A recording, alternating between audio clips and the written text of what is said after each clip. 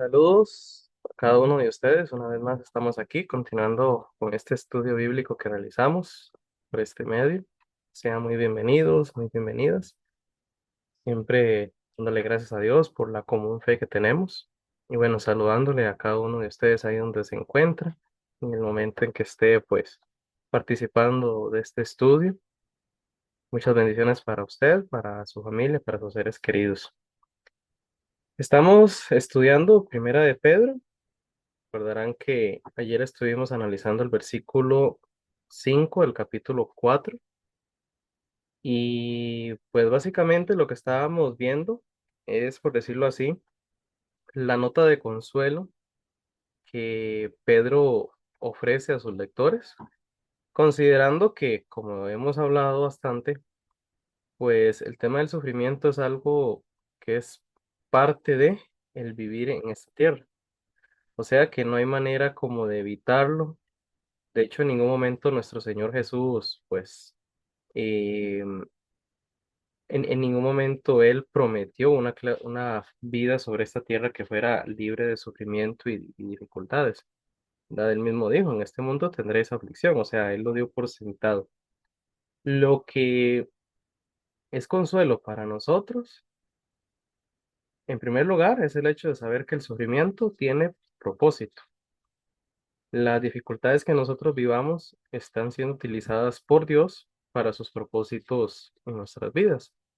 Y por el otro lado, el consuelo es saber que, pues, Él es justo y ejecutará su justicia, sea en esta tierra o sea en ya cuando nuestro Señor Jesús regrese, pero Él va a ejecutar justicia. Y a nosotros lo que nos corresponde es, pues, dejar nuestra causa en sus manos. Como dice ahí 1 Pedro 4:5, saber que quienes nos ultrajan debido a que no seguimos su mismo estilo de vida, sus mismas prácticas y conductas, pues tendrán que dar cuenta de ello al que está preparado para juzgar a los vivos y a los muertos. ¿Ok? Entonces, el día de ayer estuvimos analizando este versículo 5. Continuando ahora con el versículo 6, importante, ¿verdad? Espero que sea uno de los principales aprendizajes que tengamos. Siempre hay que estudiar el texto dentro de su contexto. O sea, que este versículo 6 es continuación directa de lo mismo que venimos hablando del versículo 1. Y esto lo menciono porque parece que Pedro como que retoma un tema que ya vimos en el capítulo anterior y, y ahora viene pues como a volverlo a mencionar para como parte de su argumento. Leamos el texto. Voy a compartirles aquí, siempre acompañarlo con una ayuda visual. Entonces estamos aquí, Primera de Pedro 4, tengo la Reina Valera contemporánea y dice el versículo 6. Por esto también a los muertos se les predicó el Evangelio, para que sean juzgados en su cuerpo según los criterios humanos, pero vivan en el Espíritu según Dios. Vean que así como tal ese versículo puede ser muy confuso, especialmente si no hemos analizado lo que vimos en el capítulo anterior, cuando vimos al final del capítulo 3, el versículo 20, del 19, 20 en adelante, cuando dice que Jesús fue, vimos ahí en el 18, en el cuerpo sufrió la muerte, en el espíritu fue vivificado, en el espíritu también fue y predicó a los espíritus encarcelados, los que en otro tiempo desobedecieron. Recuerdan que ya estudiamos bastante en detalle este tema. Entonces, es importante porque si uno agarra ese versículo 6 así como está, pues también la gran confusión sería a los muertos les predicó. ¿Y por qué les predicó? Si se supone que ya murieron, que ya, como dijo también en otro momento el autor de Hebreos, que morimos una sola vez y después de esto el juicio. Entonces, ¿por qué les va y les predica el evangelio a los muertos? Veamos otras versiones, tal vez estas otras versiones pues, nos den una idea diferente de esto. Vamos a ver, eh, primero veamos la versión original de la Reina Valera el 60, dice en el versículo 6, porque por esto también ha sido predicado el Evangelio de los muertos para que sean juzgados en carne. Bueno, básicamente es lo mismo, ¿verdad?, que la Reina Valera contemporánea. Veamos la nueva traducción viviente. Dice, por esta razón, el hecho de que Dios juzgará a todos, tanto vivos como muertos, por esta razón, la buena noticia fue predicada a los que ahora están muertos. Aunque fueron destinados a morir como toda la gente, ahora vivirán para siempre con Dios en el Espíritu. Vean que ya aquí la nueva traducción viviente le da como un sentido diferente de quiénes son los destinatarios de la predicación de, de Jesús. Porque vean que aquí nos dice, como tratando de encontrarle un sentido al versículo, nos dice que él fue a predicarle no a los que ya estaban muertos. Cuando Jesús fue a predicarles, no es que ya estuvieran muertos, sino a los que él predicó y que ahora están muertos. Ven, esta versión trata como de hacer esa forma de entenderlo para darle más sentido, porque como decíamos, desde el punto de vista tanto lógico como bíblico, no tiene sentido que Jesús fuera a predicar a los que ya habían fallecido, ¿verdad?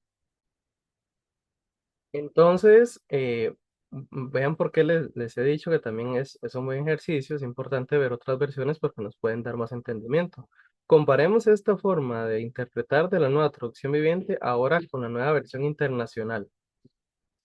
Dice, vean cómo lo ve la nueva versión internacional. Por esto, también se les predicó el Evangelio aún a los muertos, para que, a pesar de haber sido juzgados según criterios humanos en lo que atañe al cuerpo, vivan conforme a Dios en lo que atañe al espíritu. Venga, curioso, porque esta versión sí mantiene el decir que Jesús le predicó hasta a los muertos, solo que dice que a pesar de que ya fueron juzgados según criterios humanos desde el cuerpo, o sea, desde su conducta, perdón, desde su conducta, desde lo que ya hicieron, pero aún así que vivan conforme a lo que Dios atañe al espíritu. Sí, algo de confuso, ¿verdad? Veamos una versión más, a ver cómo lo pone. Bueno, la traducción lenguaje actual tiene la misma idea que la nueva versión internacional. Para eso anunció Cristo la buena noticia aún a los muertos, para que después de que Dios los juzgue por lo que hicieron en vida, sus espíritus puedan vivir con Dios. Ven, esta versión sí quiere entender, por lo menos en palabras de Pedro, de que efectivamente Dios incluso le anunció la buena noticia a los muertos, para que a pesar de que ya están muertos, Dios los juzgue no por lo que hicieron en vida, sino pues sus espíritus puedan vivir con Dios. O sea, que hay en la interpretación de esta versión, ahí sí hay oportunidad para los que han muerto. ¿Cómo entender esto? Bueno, primero les digo que no es nada fácil porque ya de por sí el texto en el idioma original estaba algo complicado, ¿verdad? Voy a leer, por ejemplo, del comentario de John MacArthur, que como les he dicho, pues me parece bastante atinado, no estoy como totalmente como un completo, digamos que una unánime igualdad de pensamiento con él en todo lo que él expone, pero como es un predicador bastante conservador, pues digamos que procura ser fiel al texto. Entonces dice MacArthur,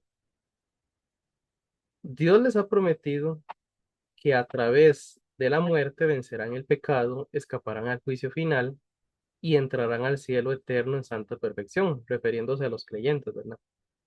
Por tanto, Pedro le recuerda a sus lectores que el Evangelio, o sea, el mensaje salvador de Cristo, también ya ha sido anunciado, recordemos que cuando analizamos la palabra predicar en el antiguo, en el capítulo anterior, más bien, cuando dice que Jesús predicó a los espíritus encarcelados, la palabra predicar tiene que ver, en el griego original, tiene que ver con anunciar un mensaje, como un pregonero. Entonces, dice que también Pedro le recuerda a sus lectores que el evangelio también ha sido predicado incluso a los muertos, aquellos que oyeron y creyeron el evangelio, pero que habían muerto para cuando él escribió. Ven, esta es la forma en la que lo interpreta, según como lo leímos en la Nueva Traducción Viviente, que el mensaje del evangelio ya fue predicado. Jesús les predicó cuando lo oyeron, cuando él predicó antes y estaban en vida, y ahora han muerto. De acuerdo a MacArthur, esto es importante para los lectores saberlo porque muchos de sus seres queridos, muchos hermanos en la fe, habían muerto. Y de hecho es un tema que no es único de aquí, digamos, que podría ser lo que está tomando en cuenta Pedro, sino que también es una preocupación que tenían los tesalonicenses. Y ahorita vamos a leer ese texto en detalle para ver una posible forma de entender esto, ¿verdad? Sigue diciendo entonces aquí MacArthur, dice, algunos que leyeron esta carta habrían conocido a esos que ya habían muerto en su fe y comprendieron que varios de los santos fueron mártires.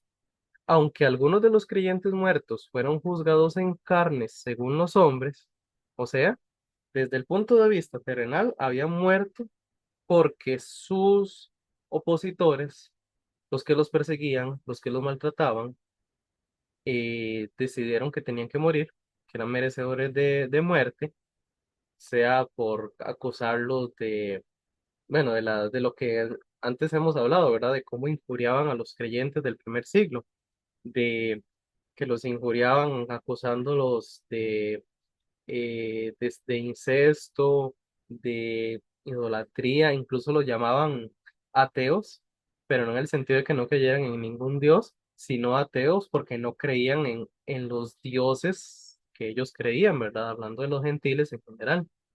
Entonces, desde el punto de vista terrenal, ellos, conforme a la carne, según los hombres, fueron ejecutados y murieron. Pero como habían creído el evangelio que Jesús predicó, tanto él directamente como después por medio de sus apóstoles, entonces, aunque físicamente habían sido juzgados por los hombres, delante de Dios estaban vivos en espíritu. Sigue diciendo MacArthur, lo que Pedro está diciendo es que esos creyentes, incluso bajo trato injusto, como hasta el punto de llegar a la muerte, deberían estar dispuestos y sin temor a sufrir, sabiendo que lo único que puede hacer la muerte es llevar triunfalmente sus espíritus eternos hacia la vida eterna en el cielo. No voy a decir que esta sea la forma de interpretarlo absoluta y definitiva. Creo que ninguna persona puede decir si esta es la interpretación correcta, porque al final de cuentas ninguno de nosotros tiene delante al mismísimo apóstol Pedro para que él le asegure, le diga, sí, eso es lo que yo tenía en mente. Ya lo que hemos venido estudiando es importante siempre saber que hay todo un contexto y un trasfondo, como cuando lo vimos a lo de los espíritus encarcelados, ¿verdad? Que hay toda una tradición que no está en la escritura, no está en la Biblia como tal, pero que para Pedro era muy familiar y posiblemente para la gran mayoría de sus lectores también era muy familiar, como vimos en su momento la carta, el libro de Enoch y otros libros apócrifos. Entonces, por eso decía que es importante tener presente eso, de que efectivamente no podemos asegurar que una postura sea la definitiva. Sin embargo, tratando de alinearlo tanto con el contexto de la misma carta de Pedro como con la escritura en general, podría tener más sentido esto, ¿verdad? De que a los que Jesús predicó, que ahora están muertos, mientras estaban en vida creyeron el Evangelio, recibieron el Evangelio. Ahora están muertos Y aunque desde el punto de vista terrenal fueron acusados como culpables de una infinidad de falsas acusaciones, que eso es parte de lo que hemos venido hablando aquí en este capítulo 4, pues entonces es posible que hubiera quienes se preocupaban por ellos. Pero ¿qué les dice Pedro? Si ellos creyeron, y aunque desde el punto de vista terrenal fueron acusados de forma injusta y hasta la muerte, pueden estar seguros de que ellos en su espíritu están vivos, están en victoria.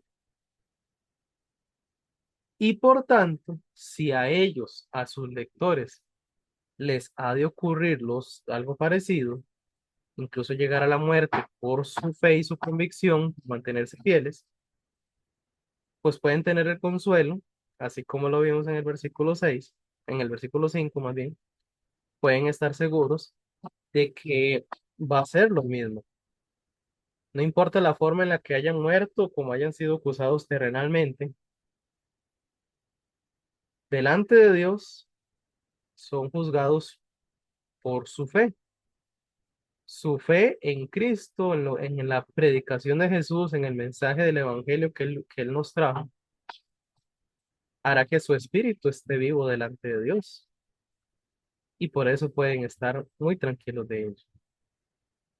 Lo que mencionaba antes, el contexto también de Tesalonicenses. Eh, sigue leyendo, sigue diciendo textual aquí MacArthur.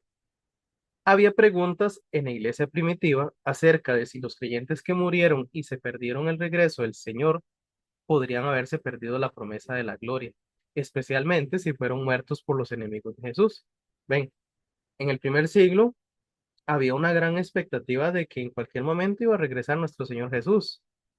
En teoría, eso es lo mismo de expectativa que tenemos nosotros, pero seamos francos, no vivimos tan a la expectativa como ellos. Ellos sí se despertaban en la mañana y decían, hoy sí, en cualquier instante regresa nuestro Señor Jesús, en cualquier momento de este día. Ellos vivían con una expectativa latente del regreso de Jesús. Y como en cualquier momento regresaba Jesús, pero mientras eso no ocurría, ellos pues iban muriendo, ¿verdad? Muchos creyentes seguían muriendo, tanto pues como mártires, o sea, por su fe, como también por su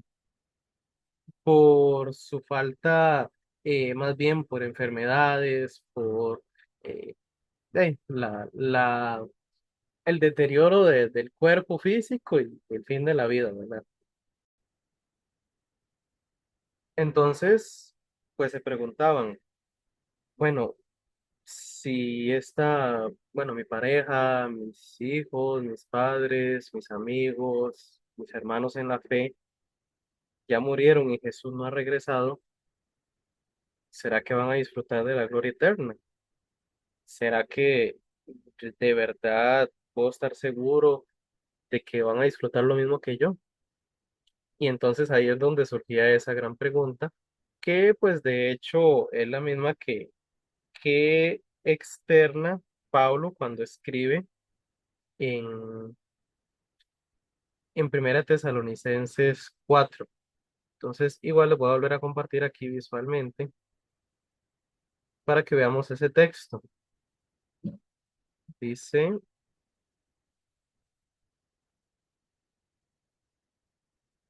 ok, Primera de Tesalonicenses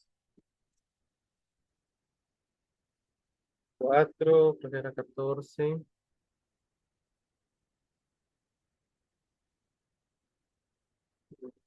Dice entonces desde el 13. Dice,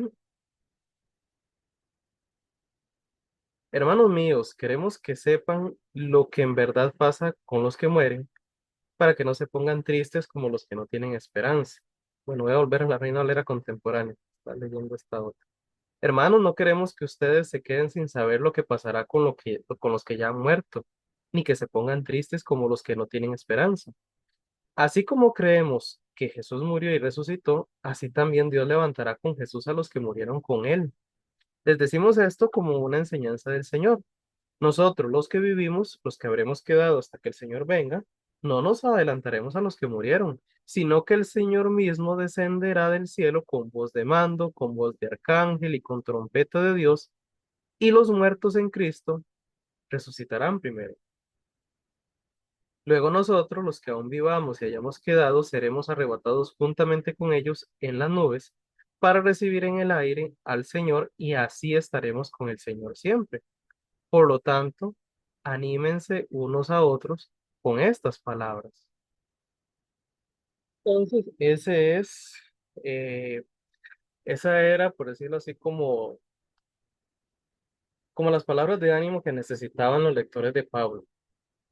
Entonces, volviendo pues al contexto de Pedro, puede ser que él se esté refiriendo a ese mismo tema. Como ya dije, no necesariamente estamos diciendo que,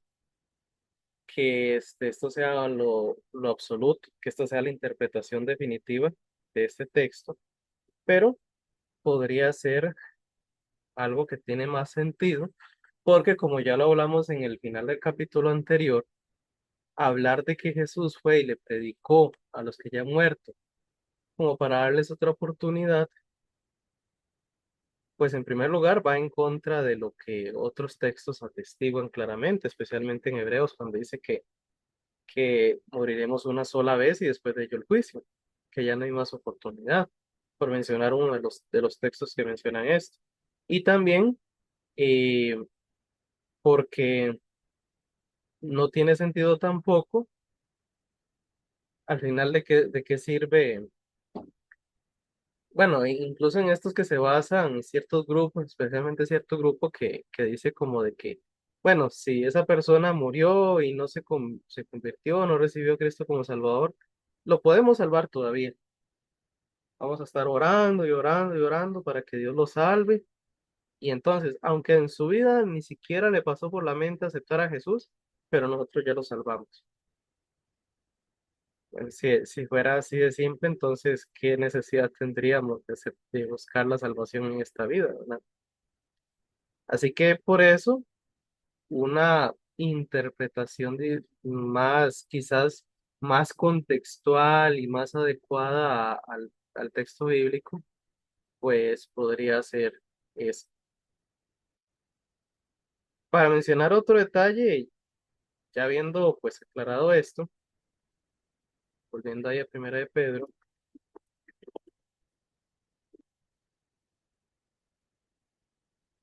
eh, igual lo leímos ahorita de MacArthur, importante tener presente que desde el punto de vista terrenal, desde el punto de vista del criterio humano, nosotros podemos ser acusados de cualquier cosa y podemos ser vistos de muchas maneras. Lo hablamos bastante ayer, ¿verdad? Sobre todo por no seguir en las palabras de Pedro anteriormente, por no seguir el mismo desenfreno y libertinaje con el que vive el mundo. ¿Qué es lo importante aquí? Lo hemos hablado mucho, tener presente cuál es nuestra verdadera identidad. No es lo que pinta el mundo. Este mundo sencillamente no nos puede entender. Jesús en su oración ahí en Juan 17 justamente oró por nosotros porque Él se iba, pero nosotros quedamos en este mundo y nosotros ya no somos de este mundo. Somos extranjeros y peregrinos y eso es algo que tenemos que grabarnos y creer plenamente. Y aunque eso va a ser una dura prueba, mantener esa convicción por el hecho de que vamos a ser maltratados de diversas formas por los inconversos que nos rodean, pero en algún momento vamos a ser recompensados por ello. En algún momento dejaremos ya definitivamente esta patria extranjera y vamos a ir a a nuestro verdadero hogar. Así que, si desde el punto de vista humano somos juzgados, hasta el punto, no sabemos qué pueda ocurrir más adelante, hasta el punto de que seamos perseguidos y estemos en peligro de morir como mártires, el consuelo debe ser el mismo que tenían los del primer siglo. Humanamente pueden juzgarnos como sea, pueden difamarnos, injuriarnos, pero delante de Dios estamos vivos eternamente. ¿ok? Así que bueno, creo que vamos a dejarlo hoy por aquí. Espero se haya comprendido el análisis que hicimos, ¿verdad? Y pues por supuesto siempre darles el espacio de que si ustedes quieren pues profundizar un poco más en alguna idea o si quieren, no sé, pues algún aspecto específico quieran conversar un poco más, pues estoy siempre a la total disposición para servirles. De gracia recibimos y de gracia damos. ¿Ok? Oremos. Padre y Señor, queremos agradecerte ahora porque, pues, una vez más hemos podido reflexionar sobre tu palabra y ese consuelo que era para los primeros lectores de Pedro, pues sigue siendo igual para nosotros, porque en medio de un mundo que se opone a nuestra nueva identidad en Cristo, tú eres el que se mantiene fiel. Nada de lo que tú has prometido y lo que has dicho para con nosotros va a cambiar, porque todo ha sido por gracias y tu gracia es eterna. Gracias por ello, Señor. En tus manos encomendamos nuestras vidas y siempre pedirte la dirección del Espíritu cada momento y en cada situación que nos encontremos. A través de Cristo oramos y agradecemos. Amén. Ha sido un gusto, hermanos y hermanas. Nos vemos la próxima semana. Bendiciones.